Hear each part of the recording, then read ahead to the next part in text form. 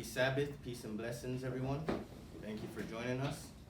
First and foremost, I'd like to say all praises be unto the Most High Almighty, Ahaya Yashahaya Christ, who the world ignorantly calls Jesus Christ. My name is Bishop Tabak. And I'm Bishop Michael Allah. And today we will be bringing you today's Sabbath slash report or lesson. Today's lesson is on the porter. All right, and we're gonna see the origins of the porter, what a porter actually is, and some of the duties that the porter had. All right, so with that being said, we're gonna get right into it and go to Isaiah chapter 53, verse 1. This is the book of the prophet Isaiah, chapter 53, verse 1. Who hath believed our report, and to whom is the arm of the Lord revealed? All right, so during Isaiah's time, he had to ask this question: who will believe the report? And who is the arm of the Lord revealed? All right, and how it usually goes is, the word of the Most High or the word of the Lord would come to a certain individual, and that individual would go declare it unto the people, saying, "Thus saith the Most High," and it's up to the people's comprehension and decision to see if, it is coming from the Most High, and if this individual is that chosen person to represent what the Most High is trying to tell us. All right, so with that being said, we're going to get right into it. We're going to start at Proverbs, the 8th chapter. This is the book of Proverbs, chapter 8, verse 34. Blessed is the man that heareth me, watching daily at my gates, waiting at the posts of my doors.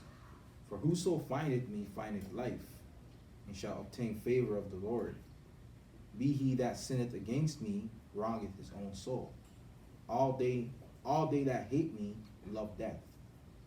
All right, so here, Proverbs chapter 8 is saying, "Blessed is the man that heareth me, watching daily at my gates, waiting at the post of my doors." All right, so, going back into a porter, what it actually means is it's a burden carrier. All right, that's the meaning today. But the porter in the Bible, it's a little bit different. All right, porter in the Bible, we're gonna get into it. It means a doorkeeper. All right, so blessed is the man that heareth me, watching at my gates, waiting at the post of my doors. All right, so by the doors of the doorkeeper. All right, let's continue. We're gonna go into Psalms chapter 84, starting at the 10th verse. The book of Psalms, chapter 84, verse 10. For a day in thy court is better than 1,000. I had rather be a doorkeeper in the house of my God than to dwell in the tents of wickedness. For the Lord God is a sun and shield. The Lord will give grace and glory. No good thing will he withhold from them that walk uprightly. All right, so here in the book of Psalms, chapter 84, it's making mention of, I'd rather be a doorkeeper in the house of my God than to dwell in the tents of wickedness. All right, so doorkeepers being mentioned here. All right, so we're going to go into exactly what is a doorkeeper. We're going to get the definition from the International Standard Bible Encyclopedia. All right. This is the definition of doorkeeper out of the Encyclopedia, International Standard Bible. Doorkeeper.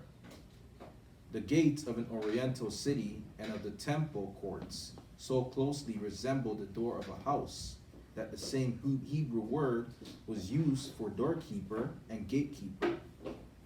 It is often translated by the less definite word porter. All right, so here it's letting us know that doorkeeper and gatekeeper is interchangeable, and it has a less definite word, porter.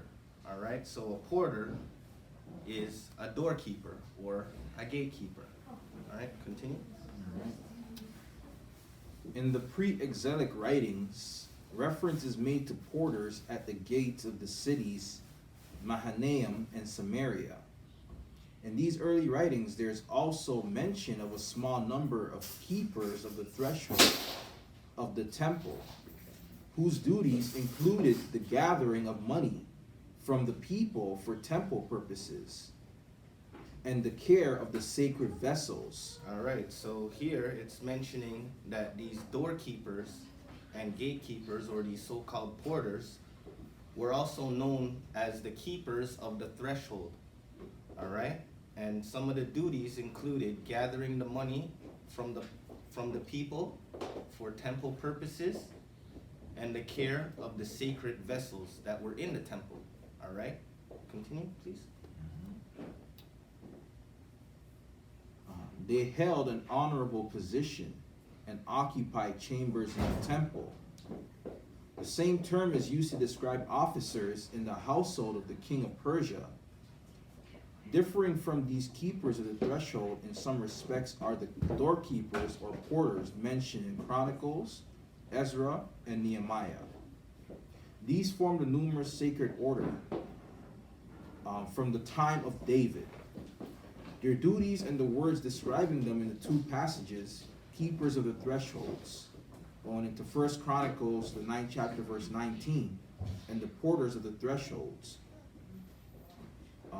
2 Chronicles 23 and 4. Connect them in some measure with the keeper of the threshold referred to above. They guarded the gate of the house of Yahweh. 1 Chronicles 9 and 23. Closing and opening them at the proper times, and preventing the unclean from entering the sacred enclosure. They had charge of the sacred vessels and of the free will offerings, and dwelt in the chambers about the temple. All right, so here it's mentioning that the main duty for these so-called porters that were guarding the gates of the temple or the tent of the Lord, the tabernacles, it says was preventing the unclean from entering the sacred enclosure. All right, so the rest of Israel couldn't go into the tent at certain times. All right, so they had to make sure that, you know, certain people wasn't able to just go in here. All right, had to be guarded. All right, because there were certain things that were sacred. All right, like the sacred vessels and the free will offerings. All right, so it also makes mention here that they dwelt in the chambers about the temple as well. All right. Continue. They were Levites and came in from the Levitical villages every seventh day for service in their turn. Okay, so it also mentions here that these doorkeepers and gatekeepers, they were Levites. All right, this is where they came from. This is the tribe that they came from. All right, continue. Their office was honorable, ranking with the singers after the priests and Levites. In Psalms 84 verse 10, I had rather be a doorkeeper in the house of my God. The word is not used in its technical sense. The Revised Version margin gives stand or sit in the King James Version at the threshold, to an Eastern mind a situation of deep humility. In the New Testament, the order of temple doorkeepers is not referred to, but a doorkeeper, Thoros, is mentioned in connection with the private house. Mark 13, verse 34. With the high priest's house, and with sheepfolds, a maid serving as doorkeeper in some cases. Here, it's saying that in the New Testament, the order of the temple doorkeepers is not referred to, but a doorkeeper is mentioned in connection with the private house. So we're going to get into that a little bit later. But for now, we're going to go into, now that we understand that these porters, they come from the Levites, the tribe of the Levites, we're going to get into a little bit of the origin of the Levites or the porters, looking into the Levites and how they were set up. in times past. So with that being said, we're going to go to Numbers, the 3rd chapter. This is the book of Numbers, chapter 3, out of the George Lamsa translation. Verse 5. And the Lord spoke to Moses, saying, Bring the tribe of Levi near, and present them before Aaron the priest, and that they may minister to him. And they shall keep his charge, and the charge of the whole congregation, in the presence of the Lord before the tabernacle of the congregation, to do the service of the tabernacle. They shall keep all the instruments of the tabernacle of the congregation, and the charge of the children of Israel, to do the service of the tabernacle. Okay, so here, in the book of Numbers, chapter 3, the Lord is coming to Moses here, letting him know to bring the tribe of Levi near and present them before Aaron the priest, that they may minister unto him. So this is the first time that they're actually receiving duties, all right? And this is right after the mount, and the Most High is trying to separate them right now, all right, from the rest of Israel. All right, continue. This is Numbers chapter 3, verse 9. And you shall give the Levites to Aaron and to his sons.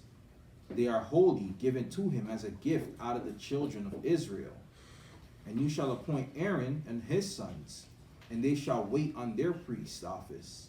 And the stranger that comes near shall be put to death. And the Lord spoke to Moses, saying, Behold, I have taken the Levites from among the children of Israel, instead of all the firstborn that opened the womb among the children of Israel. Therefore the Levites shall be mine. All right, so here he's letting them know that he's taking the Levites from among the children of Israel in place of the firstborn of the children of Israel, of every tribe and every household of Israel. All right, so here he's taking the Levites in place of them. All right, continue. This is Numbers chapter 3, verse 13. Because all the firstborn are mine, for on the day that I smote all the firstborn in the land of Egypt, I consecrated to me all the firstborn in Israel, both man and beast. They shall be mine. I am the Lord. All right, so the Lord is letting them know that, anything that comes on the planet or the earth, man or beast, any firstborn, it belongs to the Most High. It belongs to the Lord.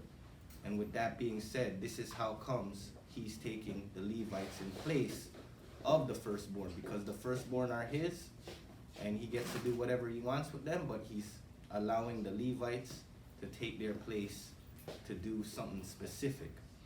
All right, so we're going to go into the definition of Levites in the Zondervan Compact Bible Dictionary. So the definition of Levites out of the Zondervan Bible Dictionary. Levite, name given to descendants of Levi through his sons Gershon, Kohath, Murari. Okay, so Levi had 3 sons, Gershon, Kohath, and Murari. All right, continue. Became substitutes for fellow Israelites in duties pertaining to God. Threefold organization, top echelon occupied by Aaron and his sons, and they alone were priests in a restricted sense.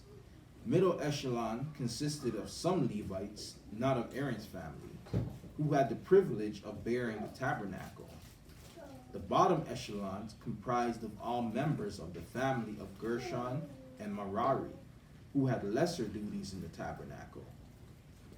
Priests were Levites belonging to Aaron's family, but Levites were not necessarily priests. Levites received no tribal territory. 48 cities were assigned to them, and they were supported by tithes. All right, so here it's breaking down that the Levites, they were a threefold organization. The top echelon occupied by Aaron and his sons. So they were the priestly tribe. This is where you get the priesthood. All right? and the rest, the middle echelon and the bottom echelon, they were all the Levites that was outside of Aaron's lineage, so including Moses' lineage as well. All right, so they were broken up into three. All right, so letting us know that all Levites were not priests. All right, priests were only belonging to Aaron's family. All right, and they had no tribal territory. All right, so the Most High didn't give them tribal territory because they were the portion of the Lord's. All right, and with that being said, they were assigned to do temple duties. All right, and he wanted them to focus on the temple duties solely, not having to focus on certain lands. All right, and other offices as well. All right. So, with that being said, we're gonna get into the other two echelons being mentioned outside of the priesthood family, and get a little bit more information on that. Let's go to Numbers chapter 4, starting at the first verse. The book of Numbers chapter 4, verse 1. And the Lord spake unto Moses and unto Aaron, saying, Take the sum of the sons of Kohath from among the sons of Levi, after their families, by the house of their fathers, from 30 years old and upward, even until 50 years old, all that enter into the host, to do the work in the tabernacle of the congregation. All right, so the Lord's telling Moses and Aaron, he's telling them to write a list of the people in Kohath's family between the ages of 30 and 50 years old, so that they could enter into the temple and do service. Verse 4. This shall be the service of the sons of Kohath in the tabernacle of the congregation about the most holy things. And when the camp setteth forward, Aaron shall come, and his sons, and they shall take down the covering veil, and cover the ark of testimony with it, and shall put thereon the covering of badger skin, and shall spread over it a cloth wholly of blue, and shall put it in the staves thereof. And upon the table of showbread they shall spread a cloth of blue, and put thereon the dishes, and the spoons, and the bowls, and the covers to cover withal. And the continual bread shall be thereon. And they shall spread upon them a cloth of scarlet, and cover the same with a covering of badger skins, and shall put in the staves thereof. All right, so what's being broken down here right now is Moses and Aaron is giving duties to the Levites, specifically the sons of Kohath, and these duties are for all the stuff that pertain to the tabernacle, that's inside the tabernacle, the instruments that are holy and sacred to the Lord. And the reason why he's making them covered, he's telling them to cover them, is so that they're going to transport the ark and all the sacred things. All right, so he's letting them know, because these are holy, they have to be covered a certain way with certain materials. All right, these are holy, sacred things. All right, and he wants them to be treated a certain way. All right, continue. All right. Verse 9. And they shall take a cloth of blue, and cover the candlestick of the light, and his lamps, and his tongs, and his snuff dishes, and all the oil vessels thereof, withal they minister unto it. And they shall put it and the vessels thereof within a covering of badger skins, and shall put it upon a bar. And upon the golden altar they shall spread a cloth of blue, and cover it with a covering of badger skins, and shall put it to the staves thereof. And they shall take all the instruments of the ministry, wherewith they minister it in the sanctuary, and put them in a cloth of blue, and cover them with the covering of badger skins, and shall put them on a bar. All right, so here it's telling you for a couple of the instruments, because they weren't allowed to touch these things, all right, because if they touched it, they would die, all right. So because of that, it was set up in a way where they had to put poles through it so that they could carry it without touching it, all right. But they had to prepare it again. They had to prepare it a certain way because these things were sacred, all right. Continue. And they shall take away the ashes from the altar, and spread a purple cloth thereon. And they shall put upon it all the vessels thereof, wherewith they minister about it. Even the censers, the flesh hooks, and the shovels, and the basins, and the vessels of the altar. And they shall spread it upon it a covering of badger skins, and to put staves of it. And when Aaron and his sons have made an end of covering the sanctuary and all the vessels of the sanctuary, as the camp is set forward, and after that the sons of Kohath shall come to bear it, and they shall not touch any holy thing, lest they die. These things are the burden of the sons of Kohath in the tabernacle of the congregation. All right, so Kohath, we understand him to be one of the sons of Levi. All right, so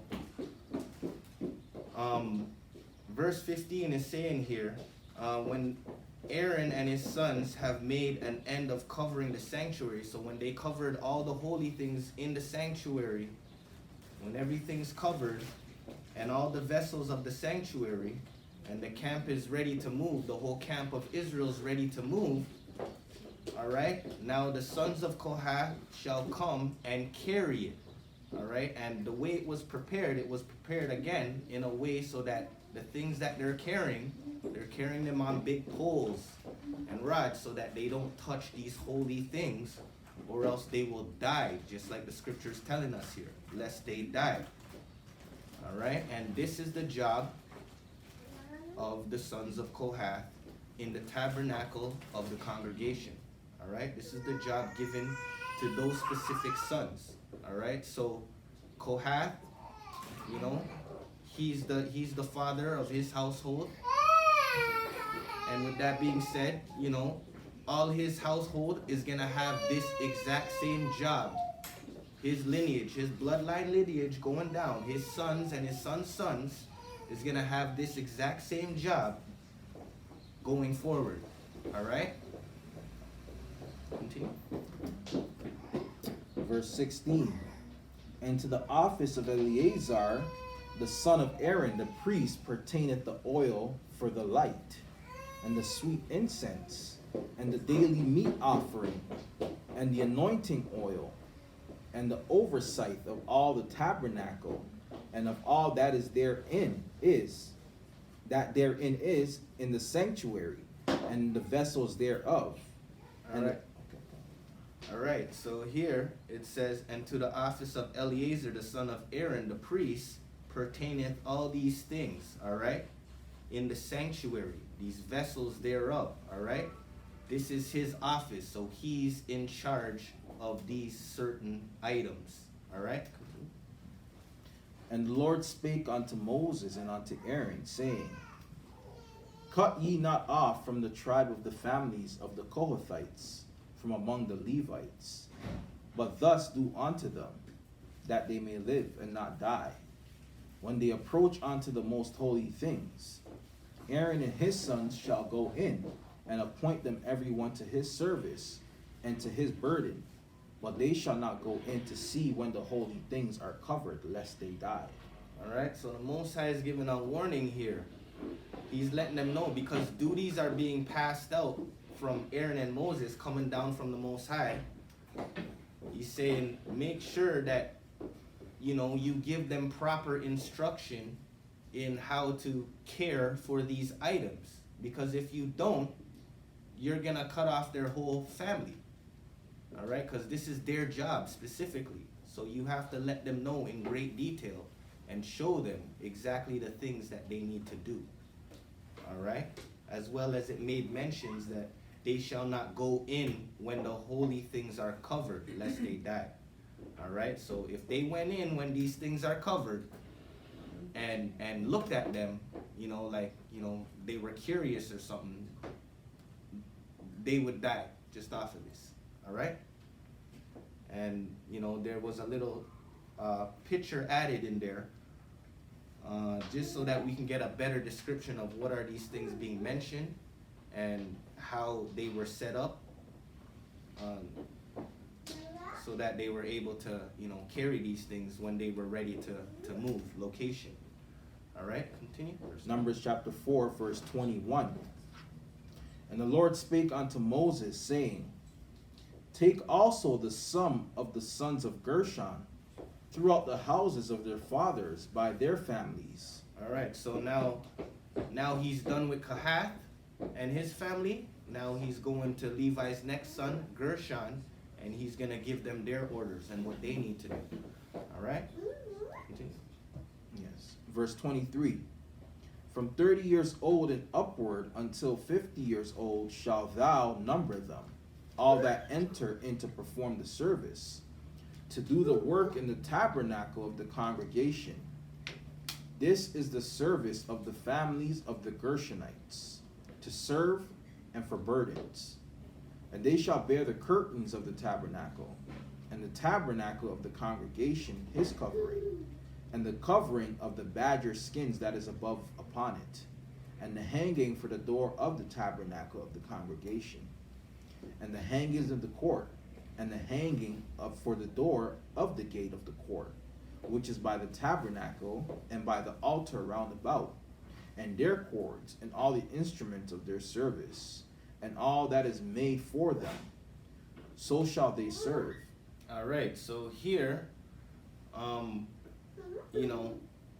coming from the Lord again, Moses and Aaron is letting the Gershonites know that what they have to carry. So the tabernacle, there's another picture, it's a bit lower, called the tabernacle, that's in the document there, in the PDF.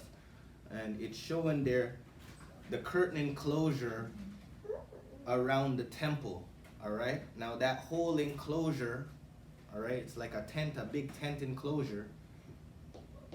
All of that, that's what they have to pack up when Israel's ready to move, and that's what they're in charge of. All right, that sets the boundaries for the courts of the temple. All right, the outside courts or the outside area of the temple, and there's things that pertain to that as well. Continue. This is Numbers chapter 4, verse 27. At the appointment of Aaron and his sons shall be all the service of the sons of the Gershonites, in all their burdens, and in all their service, and ye shall appoint unto them in charge all their burdens. This is the service of the families of the sons of Gershon, in the tabernacle of the congregation. And their charge shall be under the hand of Ithamar, the son of Aaron the priest.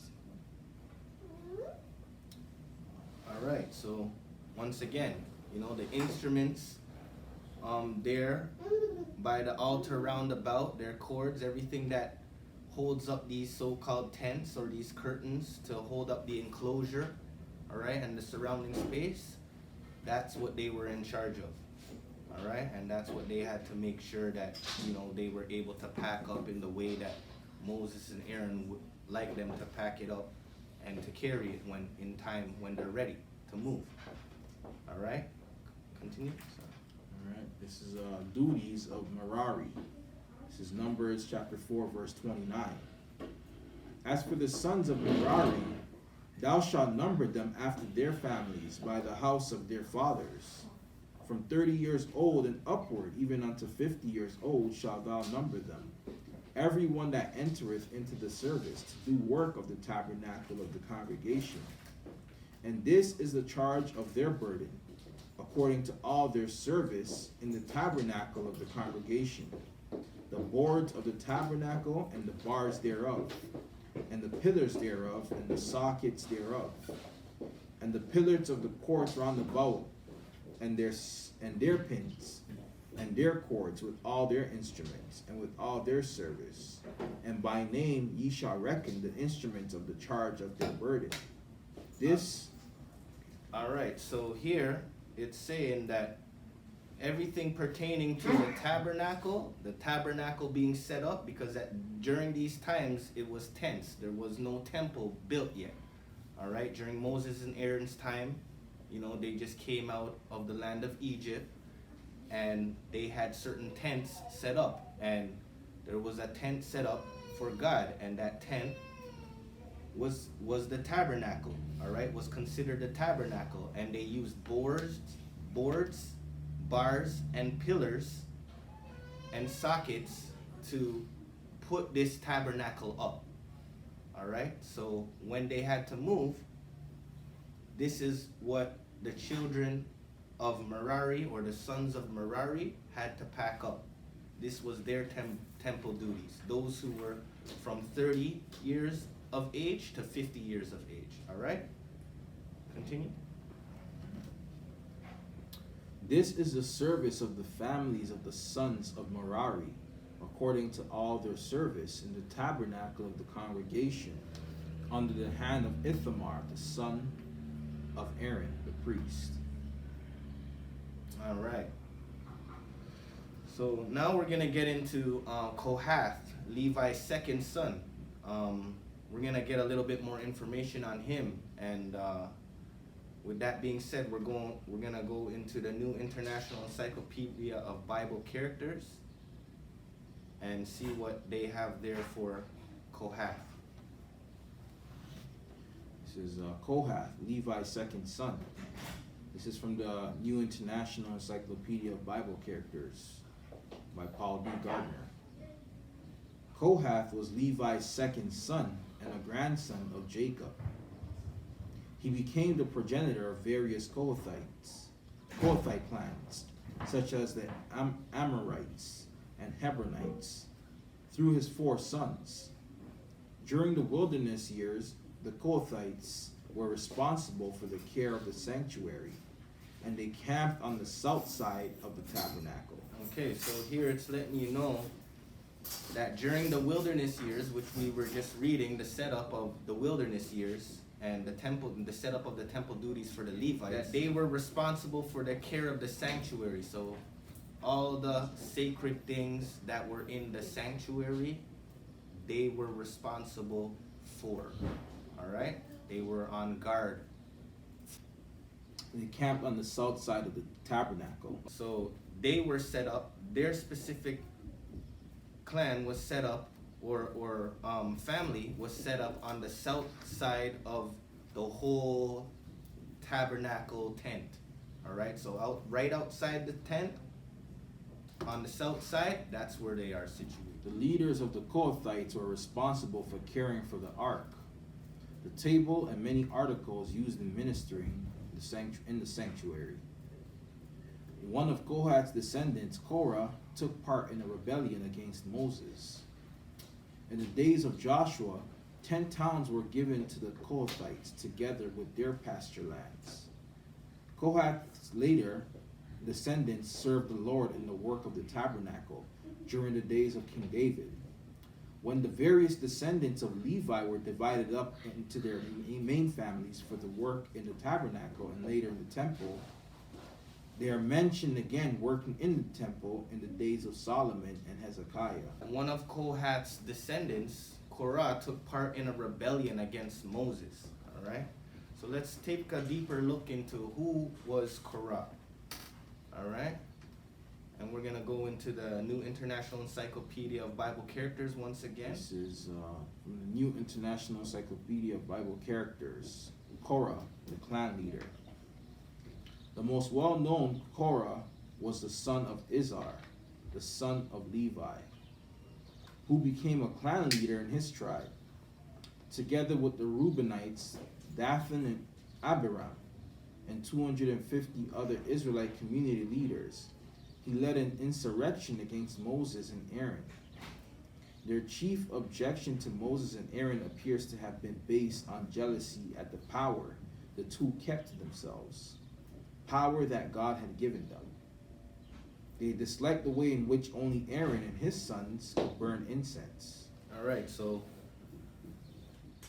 when we were reading earlier out of the compact, the Zondervan Bible Dictionary, it made mention that the Levites were split into 3 different echelons, all right? And Korah, he wasn't part of the top echelon, which was pertaining to Aaron and his sons.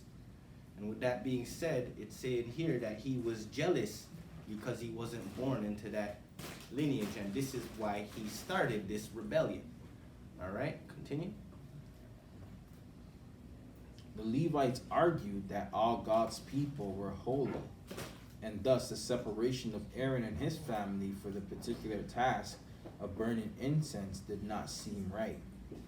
But they also disliked the power that Moses himself wielded, and objected to the way in which he now lorded it over the people, having brought them out of a land flowing with milk and honey, Egypt, into the desert. Moses was prepared to ask God to indicate who was right, and so he summoned the Levites the following morning to bring their censers and light them so the Lord could show who was holy. Dathan and Abiram were in full rebellion and refused to come. But the following morning, Korah and his company did appear before the tent of meeting, where the glory of the Lord appeared to the entire assembly. The Lord told Moses and Aaron to step aside so he could destroy the assembly, but following the immediate intercession of both Moses and Aaron, the Lord stayed his judgment on the whole people, and through Moses ordered that people stand away from the tents of Korah, Dathan, and Abiram. Moses called these families out of their tents and pointed out to the people that this test was not his idea.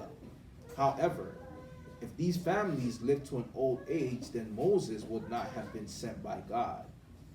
If something totally new happened, that is, the families and all their belongings were swallowed up by the ground, then they would know that these people were in sinful rebellion against the Lord.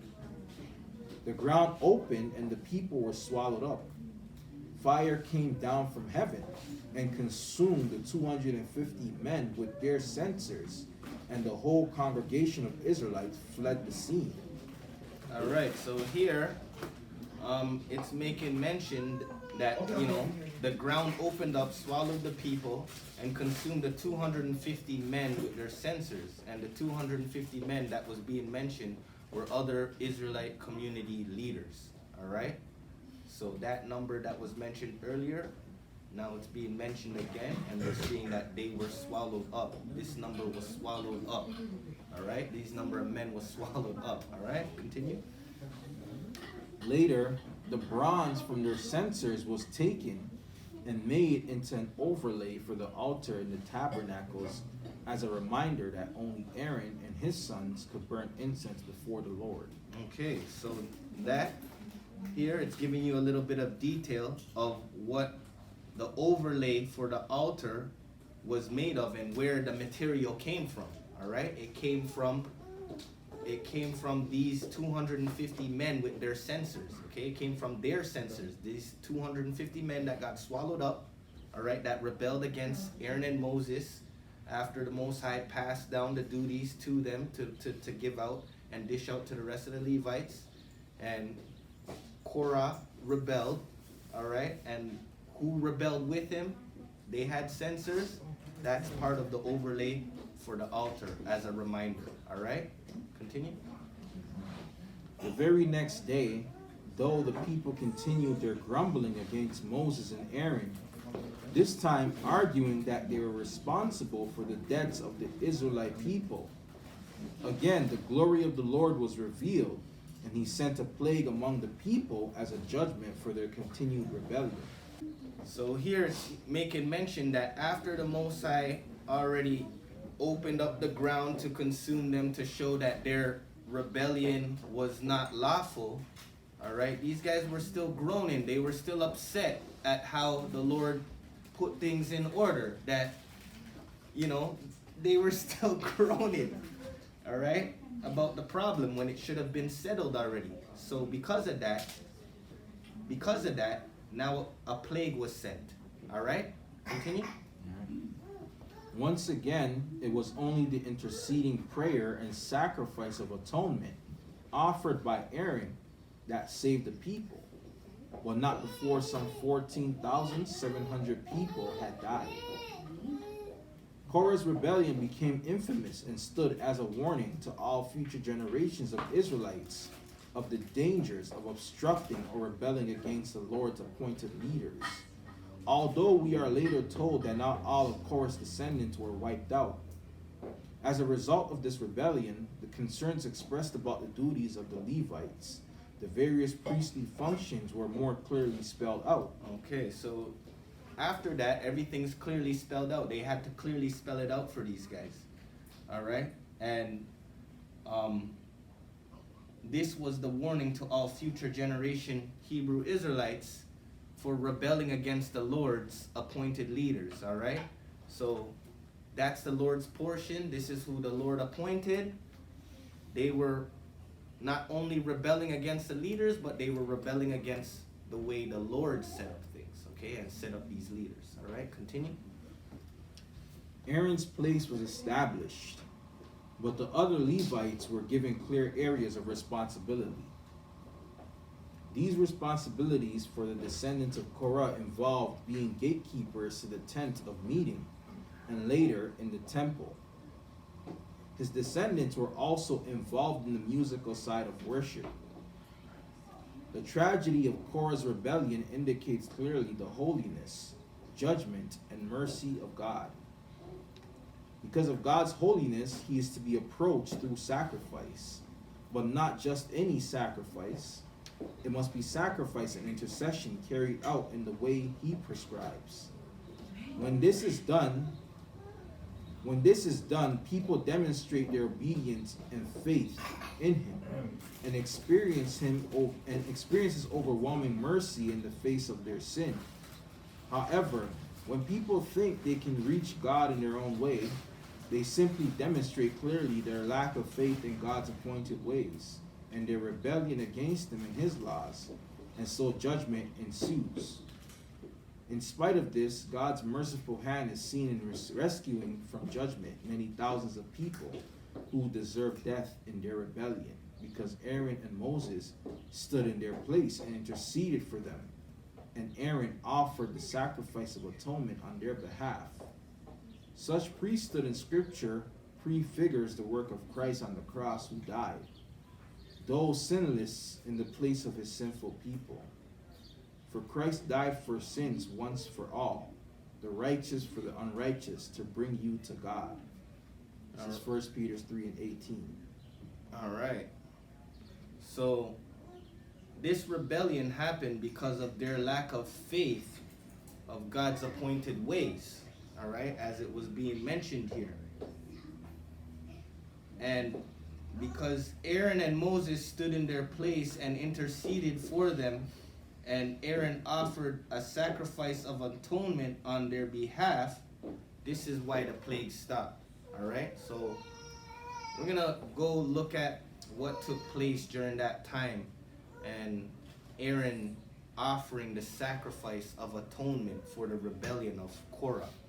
All right, so we're gonna go to Numbers chapter 16, and we're gonna start at the 41st verse.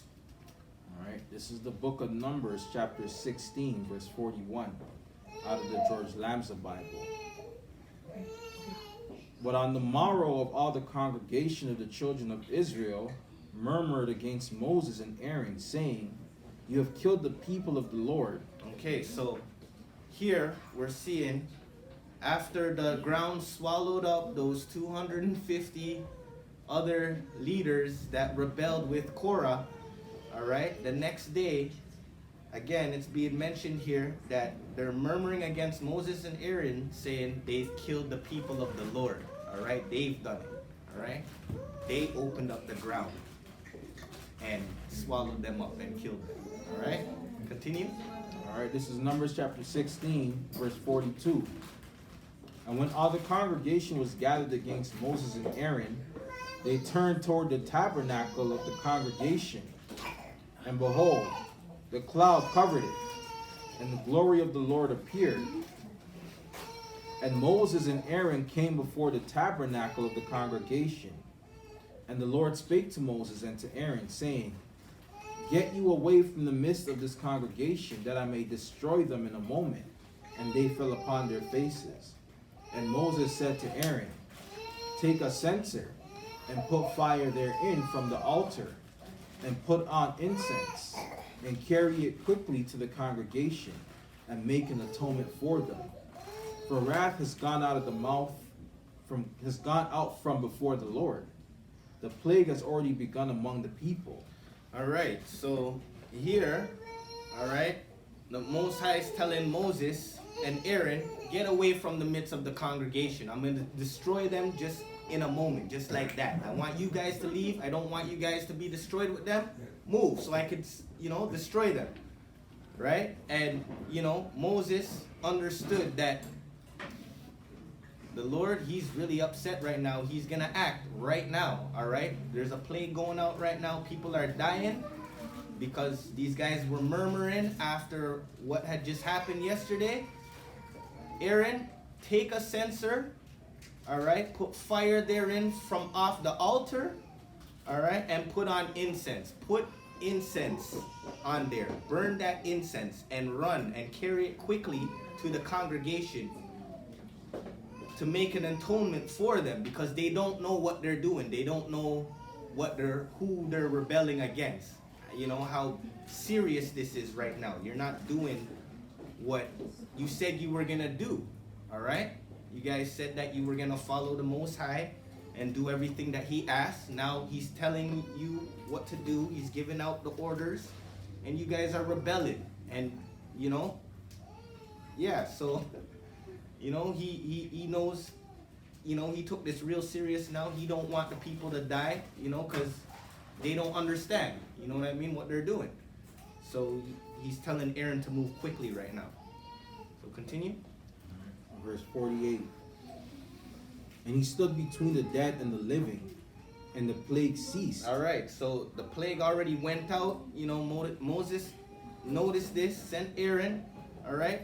And Aaron had to run between the dead that were dropping down to stop the plague. He had to run in between. He had to follow where it was going and find a stop. Okay, this is the trail right here. I gotta go over here. I gotta go in between that trail to stop it. All right, continue. All right, verse 49.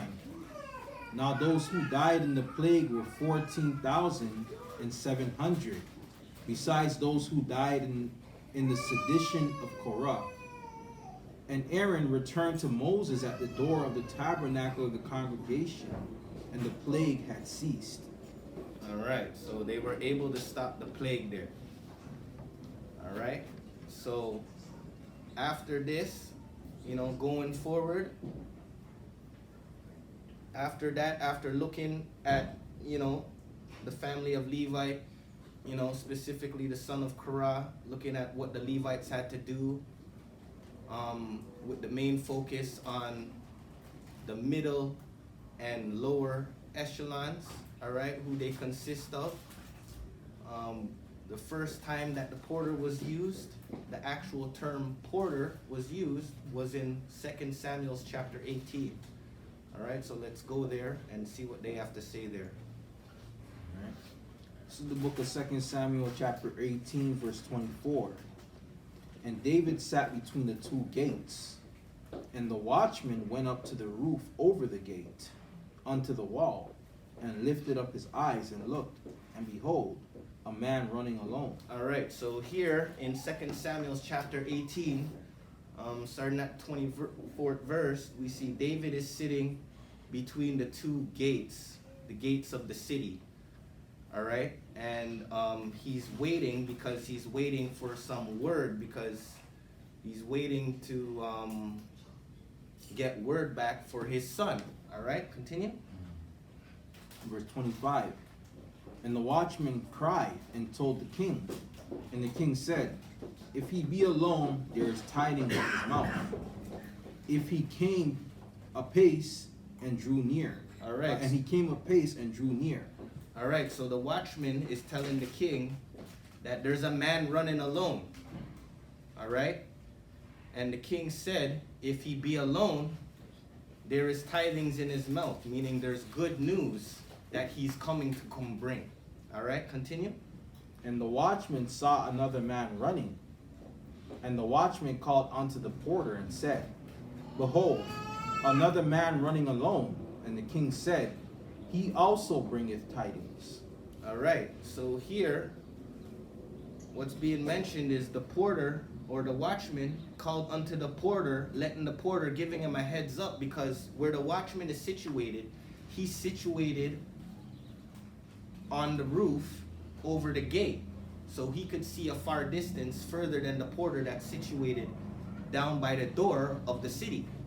All right, so he called to the watchman, letting him know, heads up, there's another man running alone.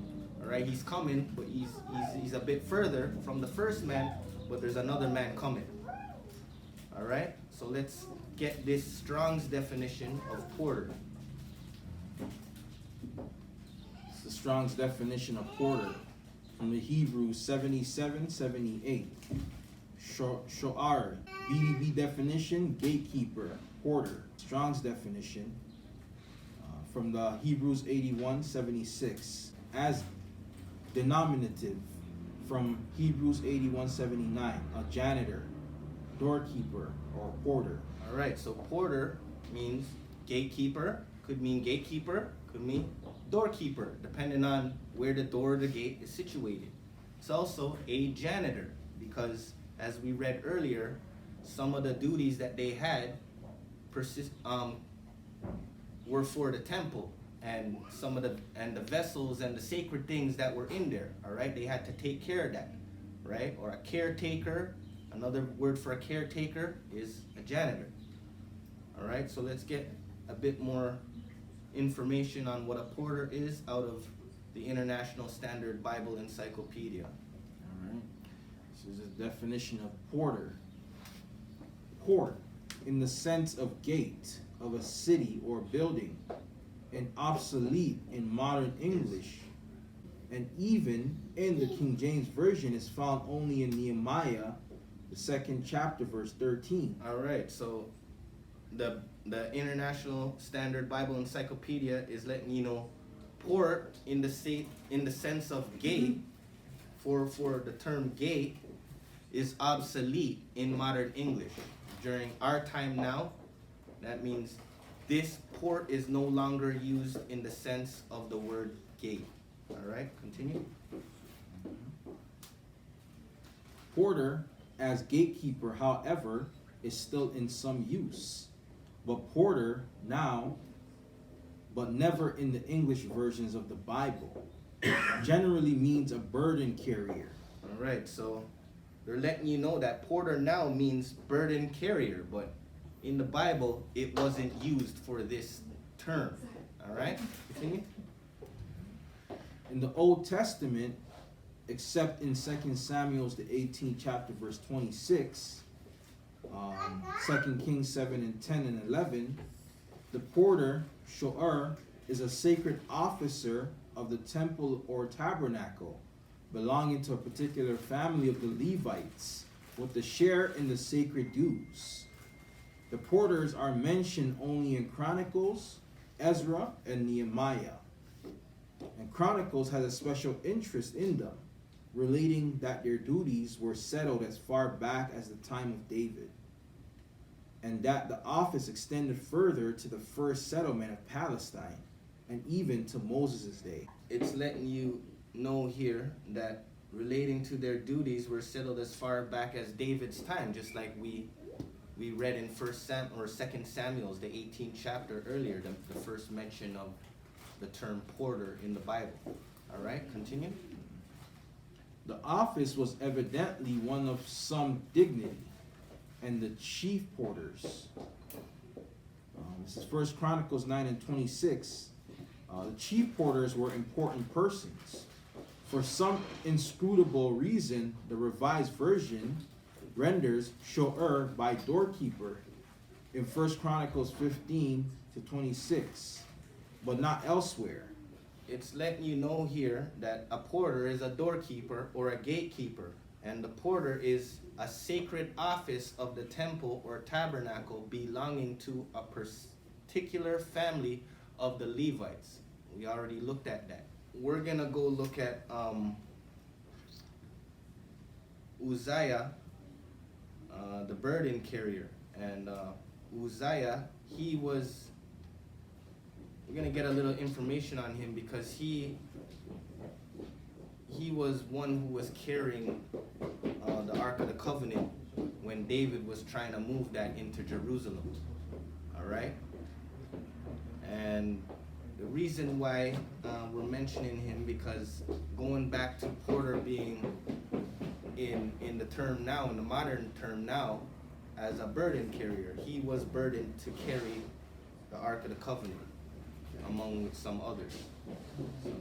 So, let's look at Uzziah from the New International Encyclopedia of Bible Characters. Uzziah. Uzziah was one of the two sons of Abinadab, who guided the cart on which the Ark of the Covenant was being carried when King David brought it from Baalah of Judah to Jerusalem. The oxen pulling the cart stumbled. Uzzah put out his hand to study the cart and touch the ark, something which probably everyone had strictly forbidden to do. As a result, God struck him down and he died. All right, so here it's saying the oxen pulling the cart stumbled. So the ox stumbled while walking, pulling the cart, and it caused the ark to sway and move. And Uzziah here, off of the reaction, he put his hand on the ark to stop it from moving. And because he touched the ark, he died. All right, and they were already pre-warned that they weren't to touch the ark. All right, it was only to be able to be touched by chosen vessels or chosen people or chosen person. All right, not anyone could just touch it. This is why, again, we went into how it was prepared in order to be able to be transported. It was prepared and covered in a certain way to help prevent them from touching it. All right, continue.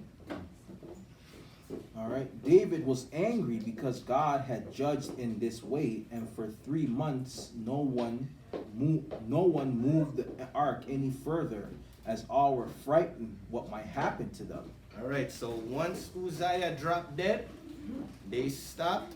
They put down the ark. They didn't move it. They didn't touch it. Even King David was afraid. He was angry, and they didn't touch it for 3 months. No one moved the ark any further. All right, continue. David called the place Perez Uzzah, meaning outbreak against Uzzah, and Obed Edom.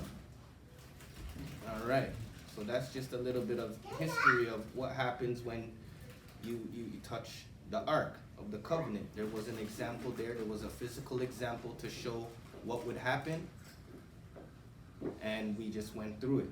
All right, so going forward, we're going to look at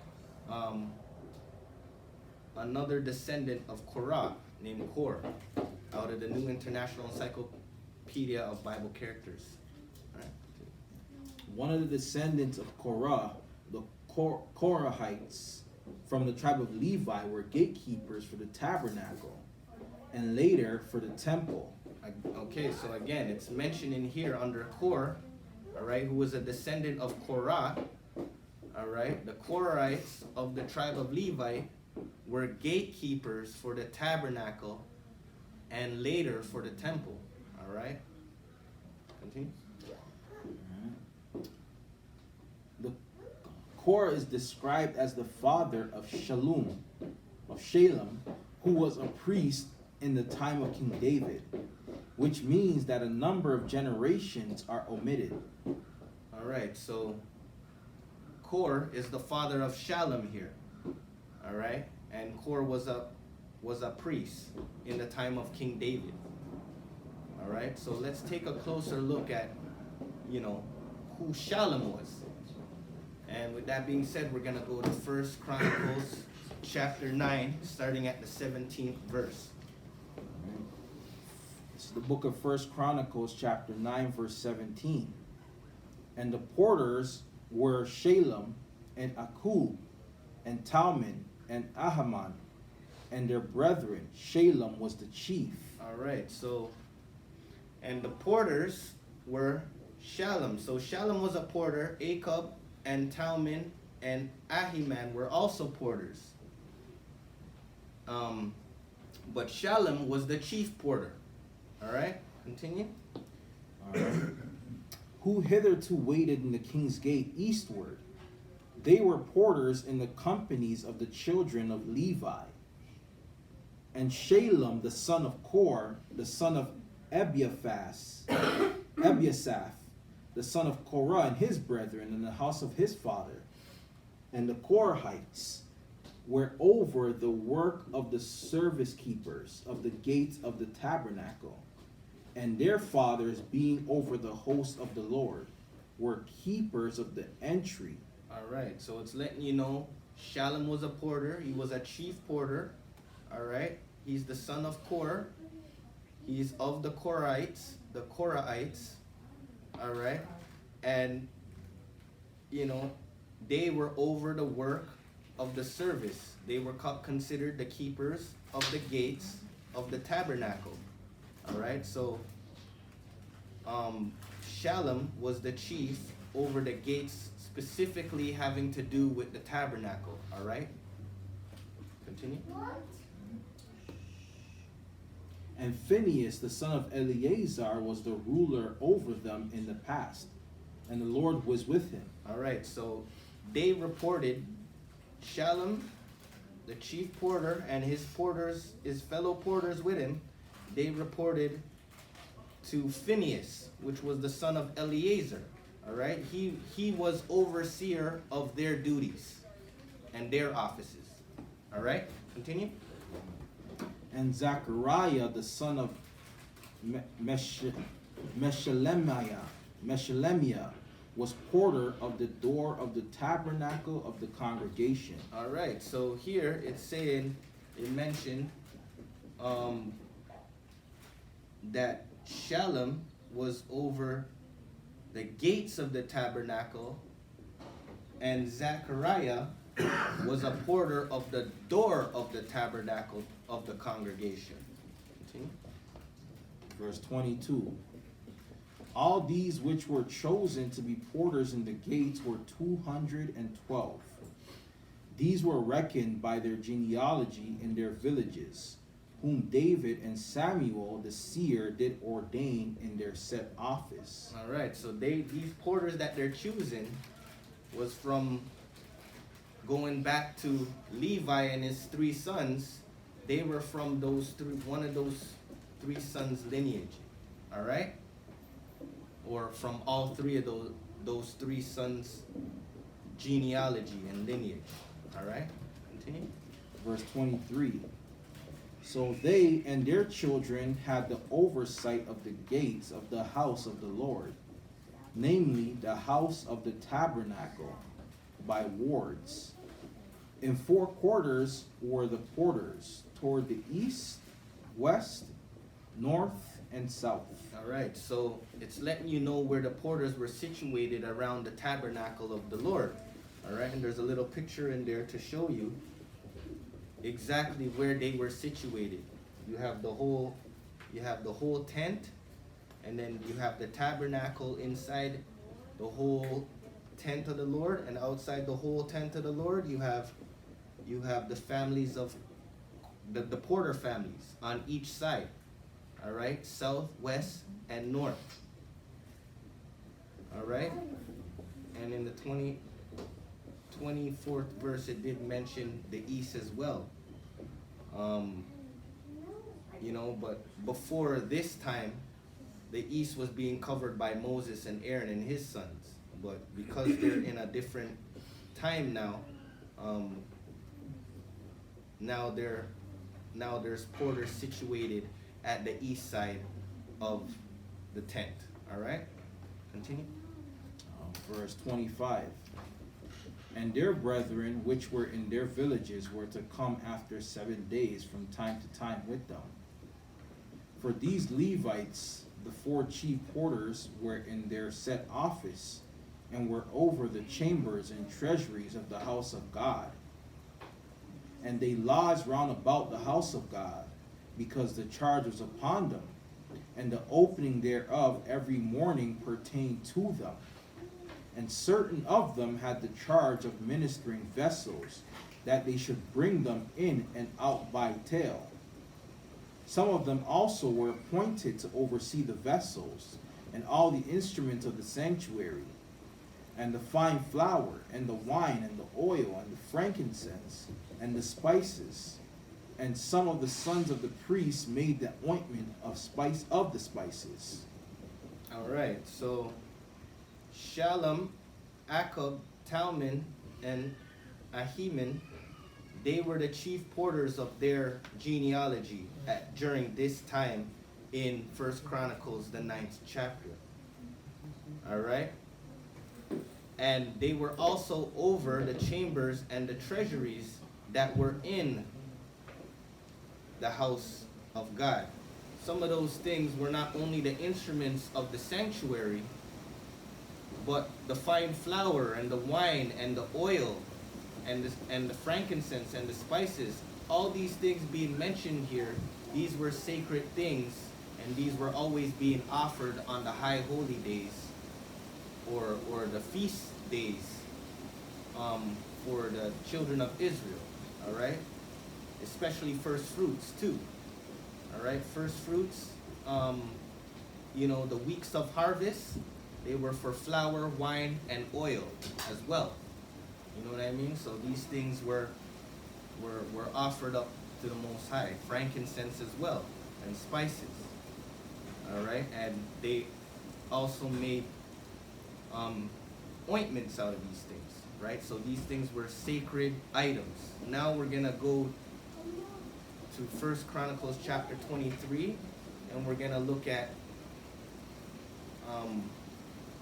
the setup of these 3 families, the three sons of Levi and their families during David's time, and how they were set up right before Solomon is taking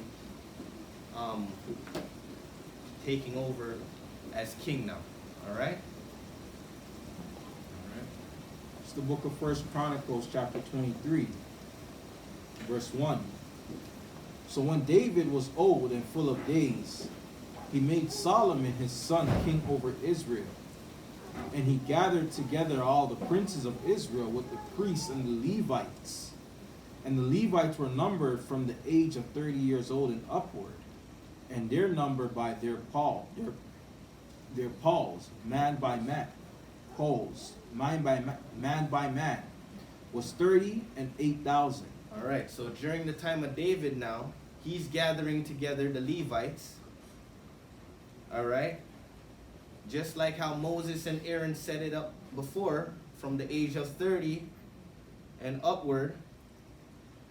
And he's noticing there was 30 and 8,000 of them. All right, continue. Verse 4, of which 20 and 4,000 were to set forward the work of the house of the Lord, and 6,000 were officers and judges. Moreover, 4,000 were porters, and 4,000 praised the Lord with the instruments which I made, said David, to praise therewith. All right, so during David's time, when he's ready, to give the throne to Solomon, he's making mention that there were 4,000 porters during this time. All right, and he's showing you the breakdown of the Levites. Not all of them were porters. Some of them were officers and judges. All right, officers and judges came out of the tribe of Levi as well. All right, and some of these officers and judges were appointed to different cities within the areas of the children of Israel, or within the lands of the different children of Israel. All right, continue. And David divided them into courses among the sons of Levi, namely Gershon, Kohath, and Murari. All right, so David is dividing them again, just like how Aaron and Moses were divided them in times past, namely from the three sons of Levi's families, Gershon, Kohath, and Murari. All right, continue. All right, this is verse 7. Of the Gershonites were Ladan and Shimei. The sons of Ladan, the chief was Jehiel, and Zetham, and Joel, 3. The sons of Shemel, Shelomith, and Haziel, and Haran, 3. These were the chief of the fathers of Ladan. And the sons of Shemel were Jahatha, Zena, Jeush, and Beriah. These 4 were the sons of Shimei. And Jahath was the chief, and Ziza the second. But Jeush and Beriah had not many sons. Therefore they were in one reckoning, according to their father's house. All right, so here it's being broken down, the lineage of the Gershonites, all right? And following them, the lineage of Kohathites and the people of Murari, the Murarites. All right, we're going to jump down to verse 24 and continue from there. This is verse 24. These are the sons of Levi after the house of their fathers, even the chief of the fathers, as they were counted by number of names by their polls, that did the work for the service of the house of the Lord, from the age of 20 years and upward. For David said, the Lord God of Israel had given rest unto his people, that they may dwell in Jerusalem forever. And also unto the Levites, they shall no more carry the tabernacle, nor any vessels of it for the service thereof. All right, so here it's being mentioned that David gathered all of the Levites, all right, just the way Moses and Aaron gathered them. And because they brought the Ark of the Covenant into Jerusalem, now this is the land, they're in the land that the Most High has appointed for them. Now, he said that the Lord God of Israel has given rest unto his people, that they may dwell in Jerusalem forever. And also unto the Levites, they shall no more carry the tabernacle, nor any vessel of it for the service thereof. So the Levites that we read about earlier in the book of Numbers, concerning how they were to cover the things pertaining to the tabernacle, so that they can carry it and transport it, they don't have to do that no more. This is what David's letting them know, all right? Because it's in Jerusalem. It's in the place of the Lord's choosing, all right? Continue. Verse 27.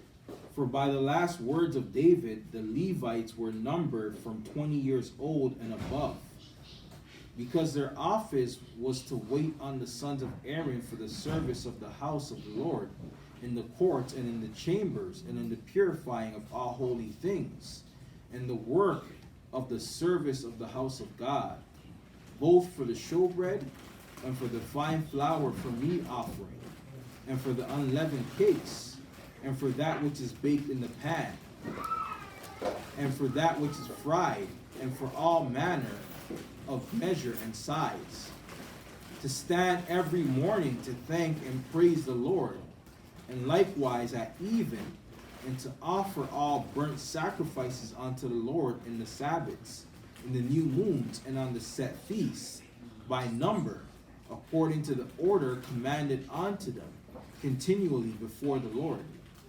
And that they should keep the charge of the tabernacle of the congregation, of the charge of the holy place, and the charge of the sons of Aaron, their brethren, in the service of the house of the Lord.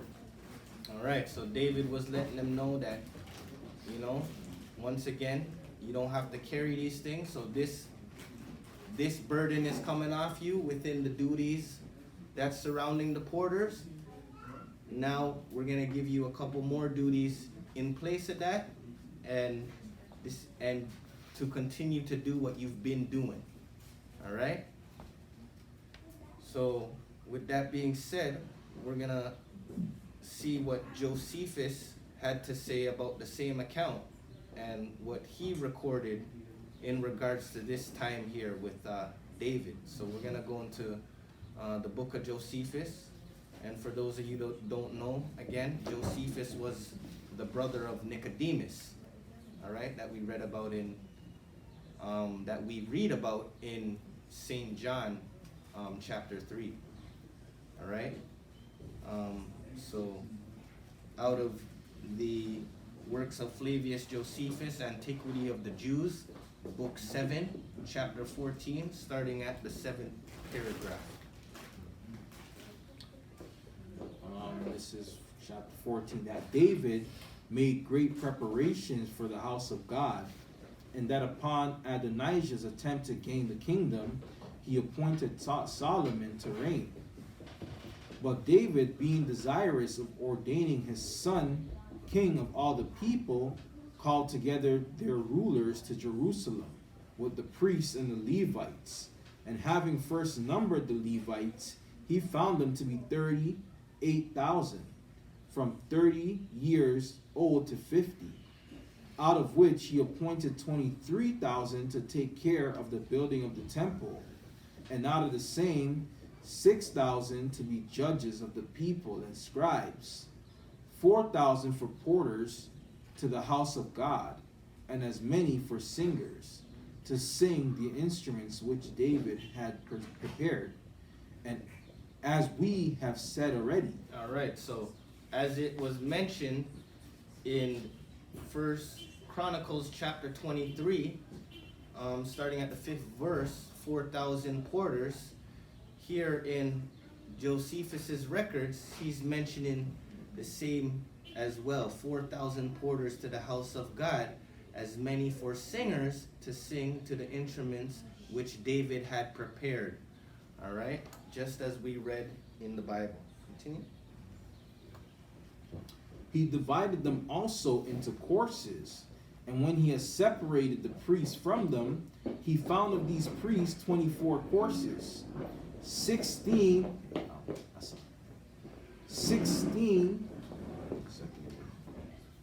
of the house of Eleazar, and 8 of that Ithamar. And he ordained that one course should minister to God 8 days, from Sabbath to Sabbath. And thus were the courses distributed by lot in the presence of David and Zadok and Abiathar, the high priests. And of all the rulers, and that course which came up first was written down as the first, and accordingly the second, and so on to the 24th. And this partition hath remained to this day. He also made 24 parts of the tribe of Levi, and when they cast lots, they came up in the same manner for their courses of 8 days. He also honored the posterity of Moses, and made them the keepers of the treasures of God. And the donations which the kings dedicated, he also ordained that all the tribe of Levi, as well as the priests, should serve God night and day. And Moses had enjoined them.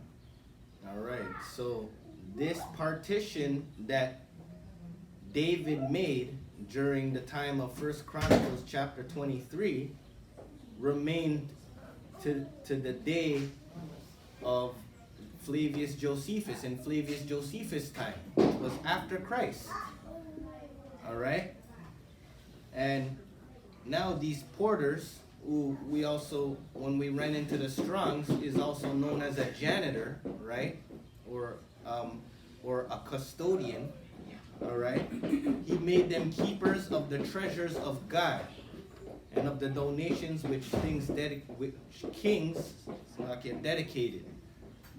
All right, he also ordained that all the tribe of Levi, as well as the priests, should serve God night and day,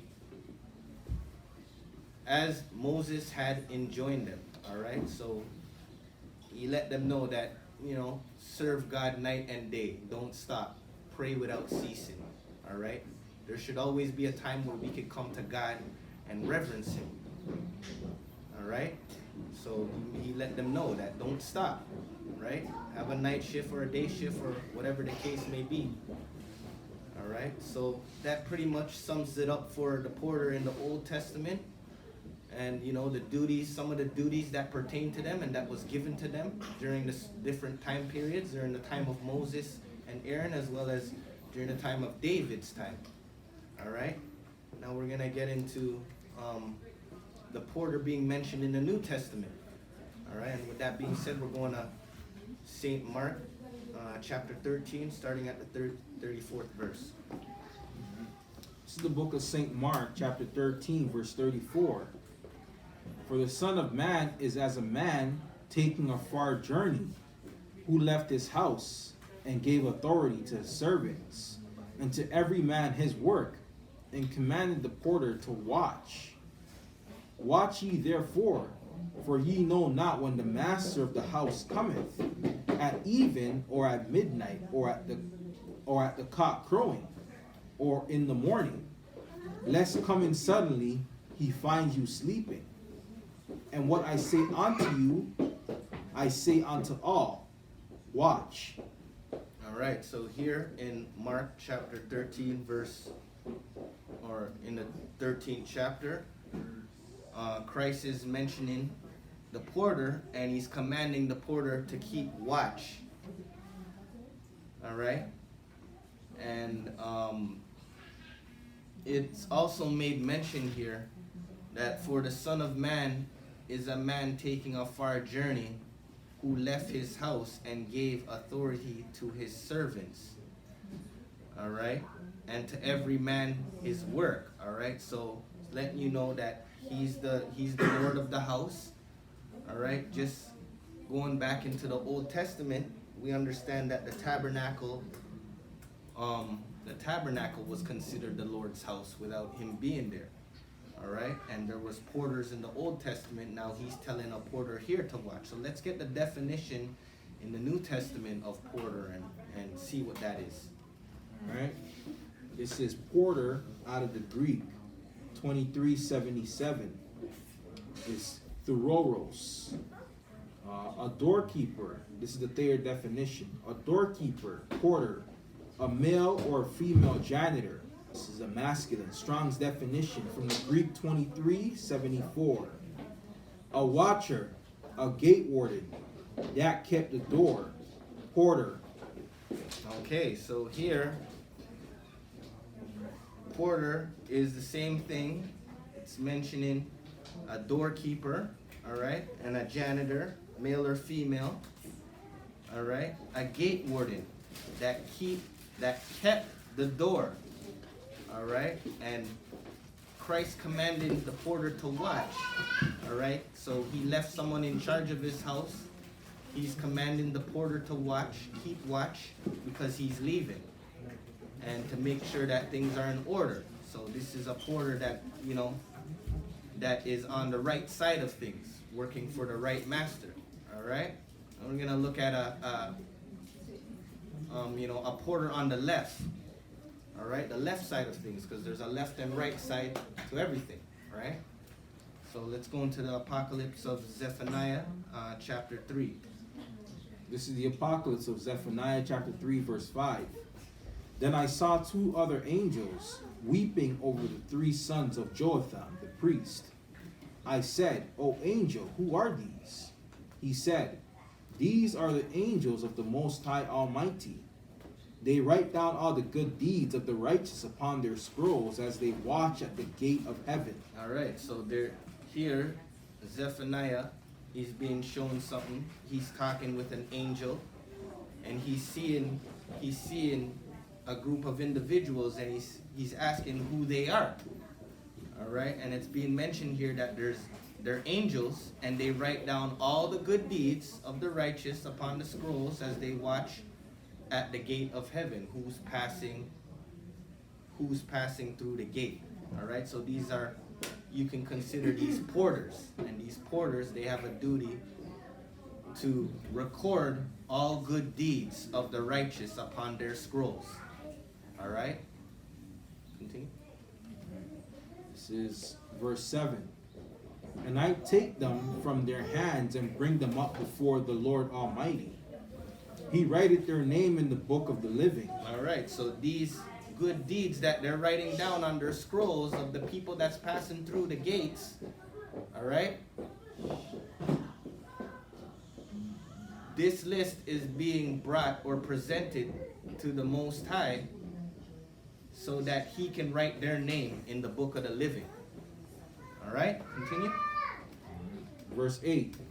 Also the angels of the accuser, Satan, who is upon the earth, they also write down all the sins of men upon their scrolls. They also sit at the gate of heaven. They tell the accuser, Satan, and he writeth them upon his scroll, so that he might accuse them when they come out of the world and go down there. Okay, so here, all right, like how we mentioned that there's a right and a left side of things, all right? There's good angels here that's, recording good deeds of the righteous. And then there's other angels here working on the left side who reports to Satan that's sitting at the gate, writing down all the not so good deeds, all right? The things that Satan can use, the tools to accuse the people, all right? People of God, all right? So Satan is considered a porter. In fact, he's the chief porter of everyone who's under him on the left side, all right? So with that being said, we're going to go into the book of mysteries to get a little bit more detail of that. All right. The book of mysteries, chapter 15, verse 12. Many names had God given him, names of mystery, secret and terrible. God called him Satan, the adversary, because matter opposeth spirit, and time accuseth even the saints of the Lord. All right, so here it's being made mention, just like we read in the Apocalypse of Zephaniah, that, he has many names, but he's called Satan the adversary, all right, because he's accusing the saints of the Lord, all right? Continue. Verse 14. And a destroyer for his arm breaketh and grindeth to pieces. Wherefore the fear and the dread of him are upon all flesh. And the avenger, for he is the anger of God. His breath shall burn up all the souls of the wicked. And the sifter, for he shall straineth all things through his sieve, dividing the husk from the grain, discovering the thoughts of the heart, proving and purifying the spirit of man. All right, so here it's saying that he's an avenger, for he is the anger of God, and his breath shall burn up all the souls of the wicked. All right, just like how we read in Job when, when God was talking about Job and how faithful Job was, right? He also made mention to Satan not to kill Job while he's going to try him. So he can do all these things. He gave him the power to do all these things. He's allowing him to do all these things, but not to kill Job. But here, it's saying that, he's the anger of God, and he shall burn up his breath shall burn up all the souls of the wicked. All right, so one of the many functions that, he has here, all right, he's working on the left side of things. When things need to get done, this is his playground. All right, continue. Verse 17. And a deceiver, for he maketh the false appear true, and concealeth the real under the mask of illusion. And the tempter, for he setteth snares before the feet of the elect. He beguileth with vain shows, and seduceth with enchantments. Blessed are they who withstand his subtlety. They shall be called the sons of God, and shall enter in at the beautiful gates. For Satan is the doorkeeper of the temple of the king. He standeth in Solomon's porch. He holdeth the keys of the sanctuary, that no man may enter therein save the anointed, having the arcanum of Hermes. For Satan is of Hermes. For Satan is the spirit of the fear of the Lord, which is the beginning of wisdom. He is the devourer of the unwise and the evil. They shall all be meat and drink to him. Whatsoever he devoureth, that shall never more return into being. Fear him, for after he hath killed, he hath power to cast into hell. But he is the servant of the sons of God and the children of light. They shall go before him, and he shall follow the steps of the wise. All right, so made mention here, Satan is the doorkeeper of the temple of the king. He standeth in Solomon's porch. So Satan is a doorkeeper as well. All right, this is one of the duties that he has. On the left-hand side, to exercise his will. All right, and what he wills, which is kind of outside of the Most High's will, but as well he's under the Most High's control. All right, so he's not doing anything outside of his ranking and the power that he was bestowed. All right, so with that being said, we're gonna go into St. John chapter 10 again, and we're gonna hear Christ speaking on his porters. All right. This is the book of St. John, chapter 10, verse 1. Verily, verily, I say unto you, he that entereth not by the door into the sheepfold, but climbeth up some other way, the same is a thief and a robber. All right, so Christ is letting us know that, he that entereth not by the door into the sheepfold, all right, some other way, he tries to enter some other way, he's not part of the sheepfold, he's not here for anything good. All right, the same as a thief and a robber. All right, because we know the Most High deals with order, right? Like how 1 Corinthians 14 verse 40 says, let all things be done decently and in order. Continue. Verse 2. But he that entereth in by the door is the shepherd of the sheep. To him the porter openeth, and the sheep hear his voice. And he calleth his own sheep by name and leadeth them out. All right, so Christ is making mention here that the only person that comes through that door is the shepherd of the sheep. And that's who the porter opens the door to. He's the person that the porter will open the door for. All right, continue. The only person. Continue. Verse 4. And when he putteth forth his own sheep, he goeth before them, and the sheep follow him, for they know his voice.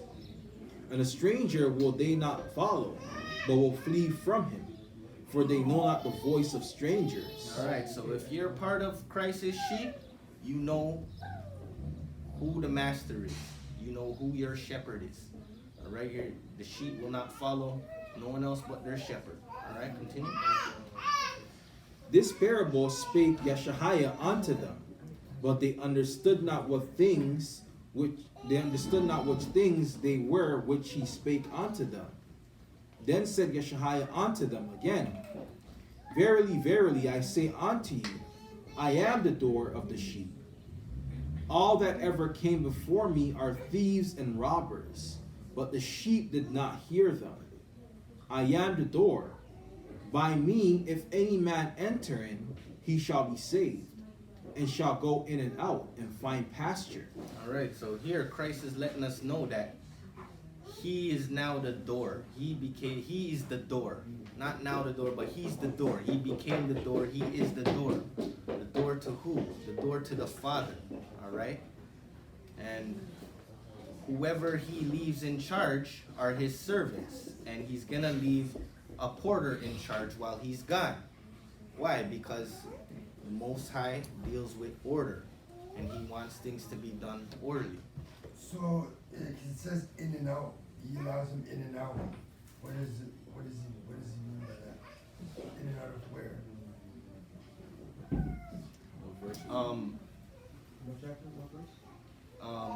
Sorry, in and out of the sheepfold. Yeah. Yeah. So in and out of the sheepfold. So like that's like in the world. That's why he said you're in the world but not of it. Right? in the world but not of it. So you go in the world and come out, kind of like the Matrix, right? Khan. In a spiritual sense, yes. Khan. Verse 10. The thief cometh not, but for to steal and to kill and to destroy. I am come that they might have life, and that they might have it more abundantly. I am the good shepherd. The good shepherd giveth his life for the sheep.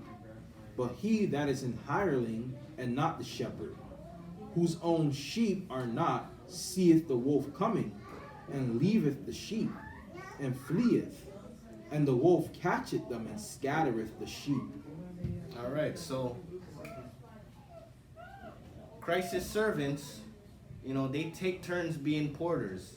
All right, some of them, these porters are also the shepherd,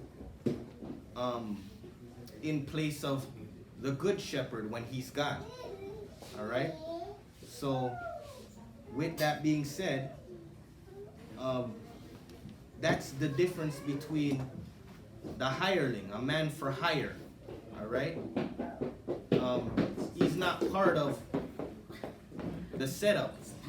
All right, he's just there to do a job, so to speak. This is the example being given, and because of that, he don't really care for the sheep. So Christ's not gonna set up a hireling to care for the sheep, because there's no care for the sheep with someone he's just gonna hire, just like that. Someone outside of the community, someone who doesn't have the willingness to want to do the things and be a part of the things as well. All right, continue. Verse 13. The hireling fleeth, because he is an hireling, and careth not for the sheep. I am the good shepherd, and know my sheep, and am known of mine. As the Father knoweth me, even so I know the Father, and I lay down my life for the sheep.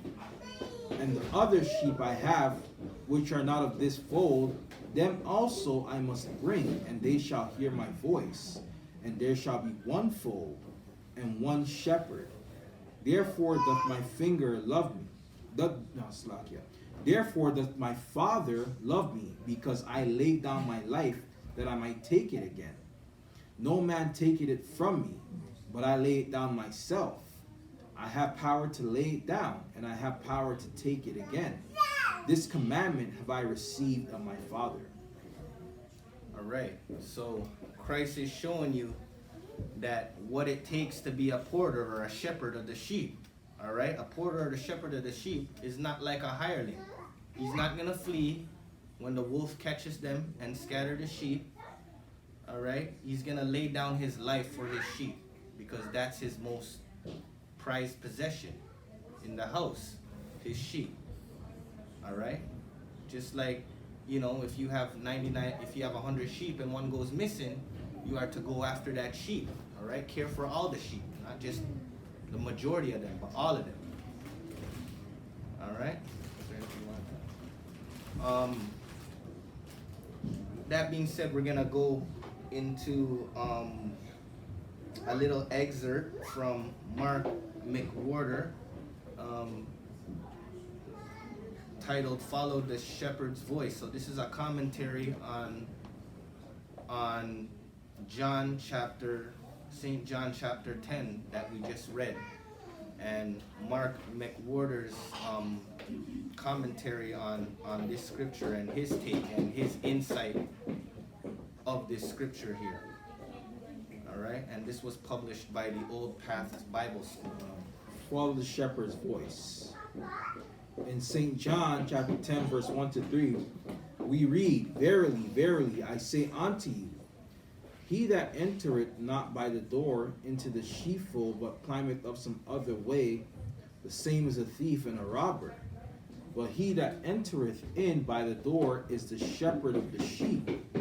To him the porter openeth, and the sheep hear his voice. And he calleth his own sheep by name, and leadeth them out. And verse 9 reads, I am the door.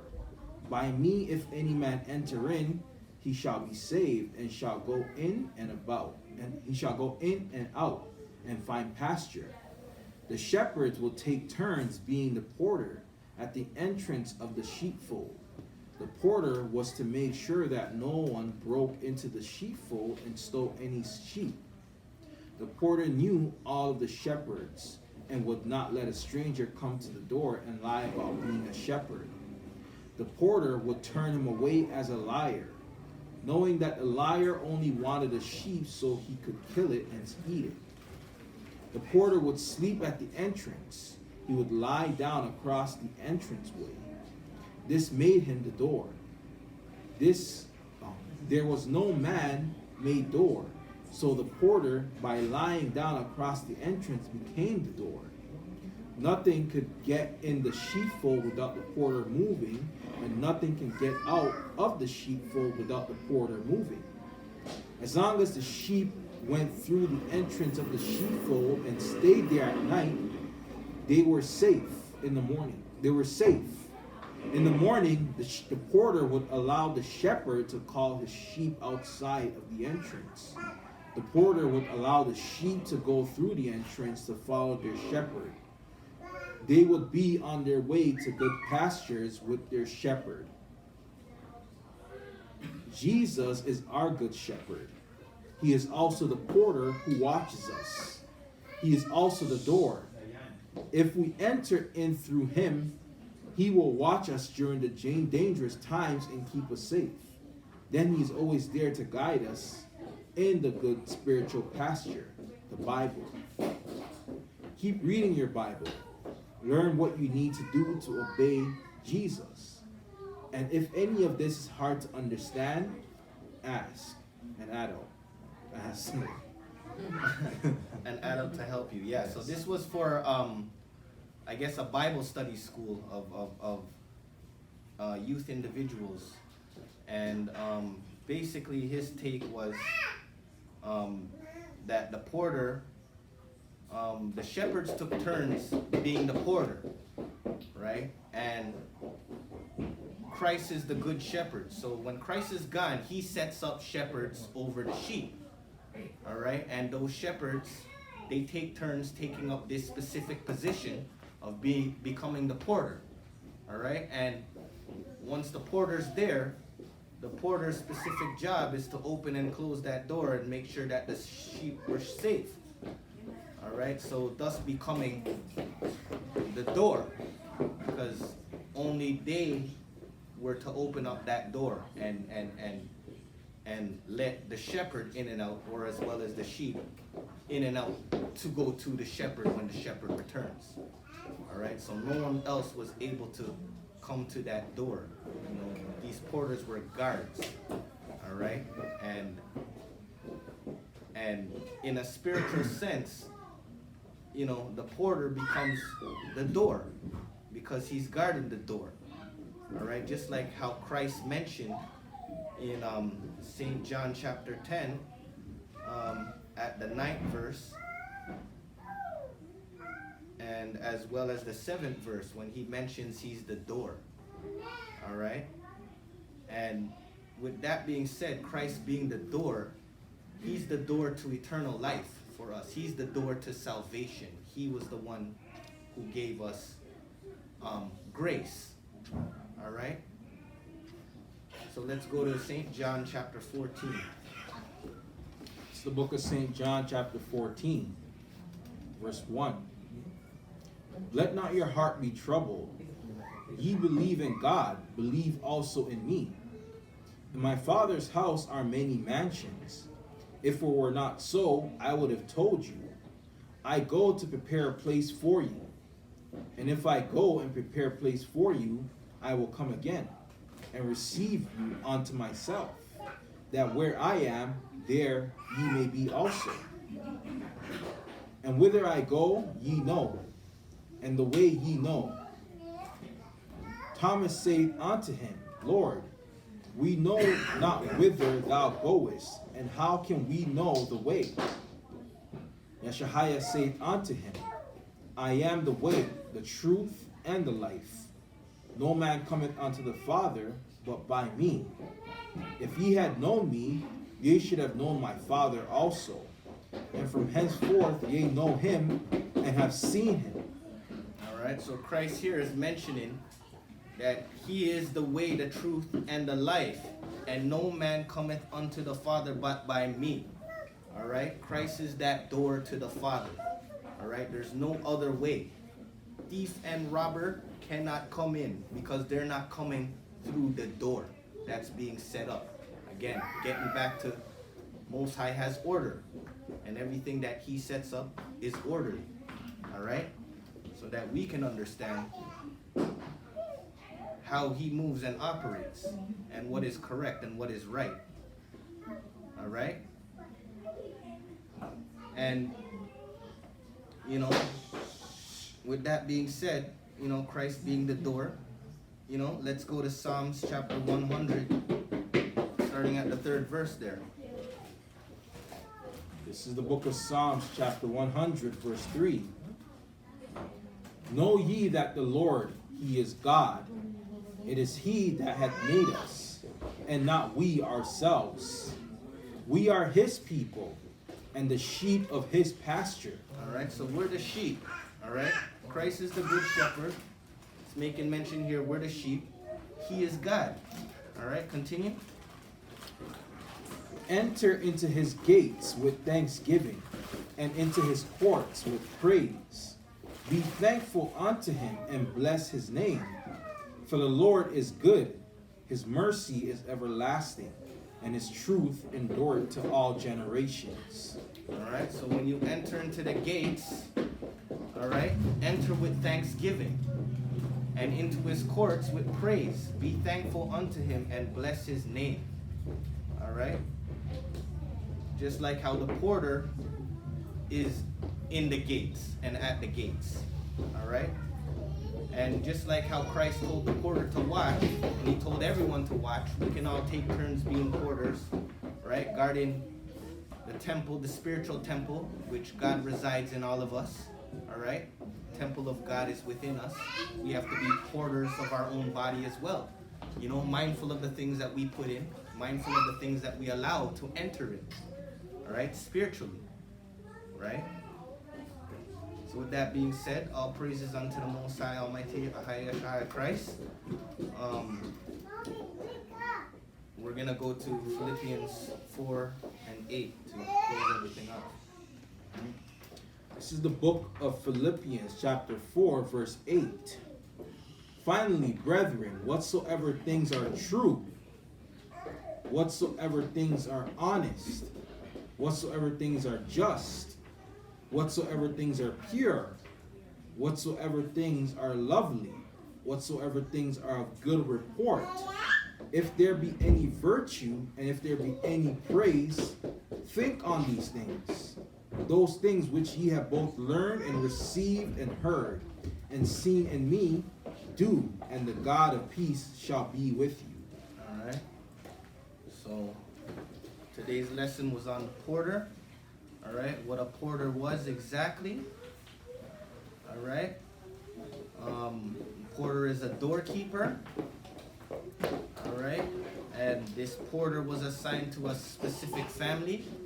It was a family within the Levite tribe, or families within the Levite tribe, predominantly from his 3 sons, Gershon, Kohath, and Murari.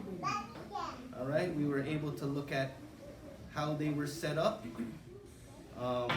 There was they were a threefold organization within the Levites. We got to look at some of the duties that are associated with being a porter, or a doorkeeper, or a gatekeeper, depending on who was set up where. All right, the different families that it pertained to, the stuff that, the other duties that they had that pertain to being a doorkeeper, the keeping of the keeping of the sacred items, the sacred instruments and vessels.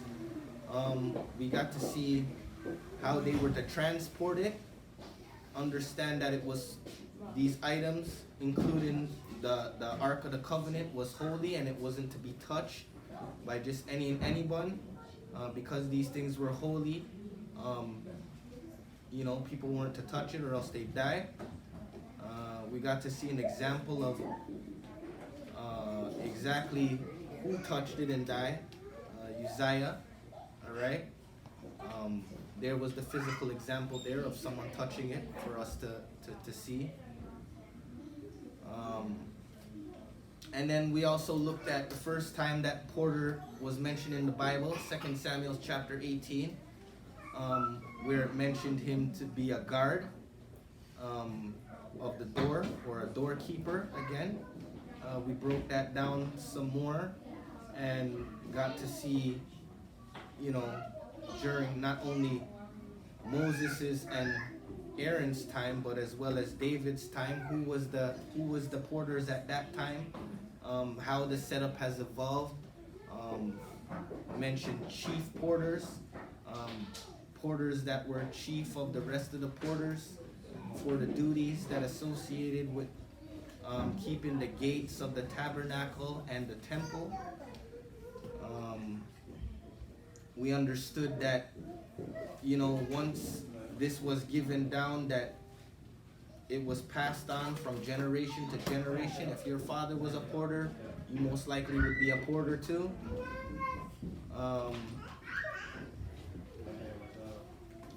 We also went into Flavius Josephus' account of the porters and the breakdown, and how he gave an account that during his time, they were still operating in that same sense. And then we went into the New Testament, where Christ mentions the porter. He assigned people to watch the sheep, to take care of his house while he's gone. And he also mentioned that he's the porter too. We also looked at there's porters on the left hand side of things, Satan being the chief porter of that. And some other example, and another example of the Most High has porters in the heavenly realm as well, waiting at the gates of heaven for all the souls to pass through and writing down the deeds of the righteous. All right, and with Christ being the porter and the door and the good shepherd, we understand that he is the way, the truth, and the light, and no one can come to the Father but through him. All right, being the door, he's that spiritual door opened up for us to come to the Father. All right, to be part of him. All right, and how we are to behave, and the fruits that we are to display when we're in the gates and we're guarding the gates of the true temple. All right, understanding that the true temple resides within ourselves, within each and every one of our bodies. All right, so with that being said, I'd like to say once again, all praises be unto the Most High Almighty, Ahaya Shahaya Christ. This is the Essene Community Church of Christ. My name is Bishop Tabak. I'm Bishop Micah Allah. And happy Sabbath, and thank you for viewing. Happy Sabbath. Happy Sabbath.